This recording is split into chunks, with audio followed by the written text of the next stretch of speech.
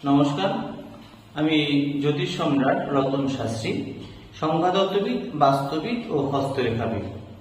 আজকে আমি আমাদের জন্মকুণ্ডলীর যে 12টা রাশি রয়েছে, এই 12টা রাশির 12 রকমের রং, অর্থাৎ একটা রাশির জন্য এক রকম রং সুইটেবল, অর্থাৎ সেই রঙের তারা পোশাক পরতে পারে, রুমাল ব্যবহার করতে পারে, পেন ব্যবহার করতে পারে, অর্থাৎ তাদের পেন, রুমাল, তার পোশাক তারা ব্যবহার করতে পারে। আর এছাড়া তারা পেনও ওই কালারে ব্যবহার করে। যে কালার, যে রাশি যার থাকবে, সেই জাতক বা জাতিকা সেই ধরনের পোশাক বা সেই ধরনের কালার তারা ব্যবহার করতে পারে। সেই সম্বন্ধে আজকে আমি সংক্ষেপে আলোচনা করছি। যেমন আমাদের জন্মকুণ্ডলীর প্রথম রাশি হচ্ছে মেষ রাশি। মেষ রাশির ক্ষেত্রে লাল রংটা শুভ, এছাড়া সাদা অথবা তামাটে রং এটা শুভ বলে মানা হয়। এছাড়া তারপরে দ্বিতীয় রাশি হচ্ছে বৃষ রাশি। এই বৃষ রাশির ক্ষেত্রে সবুজ রং, গোলাপি রং অথবা সাদা রঙও কিন্তু শুভ বলে মানা হয়। তার তৃতীয় রাশি হচ্ছে মিথুন রাশি। মিথুন রাশি হালকা হলুদ অথবা সবুজ রং তাদের ক্ষেত্রে শুভ বলে মানা হয়। তারপরে আছে কর্কট রাশি। কর্কট রাশির ক্ষেত্রে সিলভার, সাদা অথবা সামুদ্রিক নীল, এই নীল রংটা তাদের ক্ষেত্রে, সামুদ্রিক নীল রং তাদের ক্ষেত্রে ফেভারিট। এছাড়া তারপরে সিংহ রাশি। সিংহ রাশির ক্ষেত্রে দেখা যাচ্ছে গোলাপি, তারপরে সোনালী অথবা হলুদ রং তাদের ক্ষেত্রে শুভ বলে মানা হয়। তারপরে কন্যা রাশি। কন্যা রাশির ক্ষেত্রে ক্রিম কালার অথবা সাদা কালার বা ডার্ক গ্রিন তাদের পক্ষে শুভ বলে মানা হয়। তারপরে তুলা রাশি।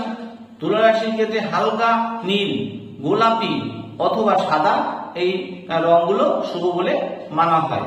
এবার তারপরে আছে বৃশ্চিক রাশি। বৃশ্চিক রাশির ক্ষেত্রে ডার্ক মেরুন অথবা কালো অথবা গ্রে রং তাদের ক্ষেত্রে শুভ বলে মানা হয়ে থাকে।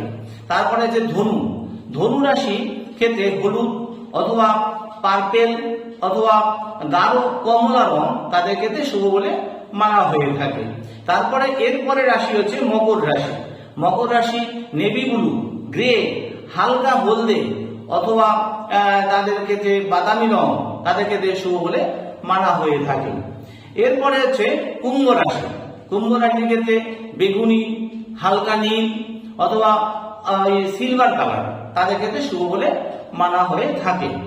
তারপরে আছে মীন রাশি। মীন রাশির ক্ষেত্রে সি গ্রিন, ল্যাভেন্ডার অথবা হালকা বেগুনি রঙের অথবা তাদের ক্ষেত্রে ক্রিম কালার ও শুভ বলে মানা হয়ে থাকে।